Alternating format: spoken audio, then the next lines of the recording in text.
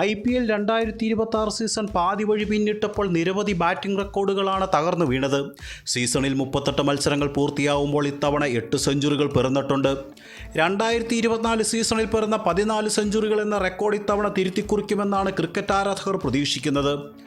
2023 12 സെഞ്ചുറികൾ എന്ന റെക്കോർഡാണ് 24 തിരുത്തിക്കുറിച്ചത്. 36 മത്സരങ്ങൾ കൂടി ഇനി ശേഷിക്കെ 7 സെഞ്ചുറികൾ കൂടി മാത്രം മതിയാവും 2026 സീസൺ സെഞ്ചുറികളുടെ റെക്കോർഡ് പുസ്തകത്തിലേക്ക് കയറാൻ. ഈ 8 സെഞ്ചുറികളിൽ 2 സെഞ്ചുറി നേടിയത് ചെന്നൈക്കായി സഞ്ജു സാംസണാണ്. മുംബൈക്കായി ഡി കോക്ക്, തിലക് വർമ്മ, ഹൈദരാബാദിനായി അഭിഷേക് ശർമ്മ, ഗുജറാത്തിനായി സായി സുദർശൻ, ഡൽഹിക്കായി KL രാഹുൽ, രാജസ്ഥാനായി വൈഭവ് സൂര്യവംശി എന്നിവരാണ് ഇത്തവണ 3 അക്കം കണ്ട മറ്റ് താരങ്ങൾ.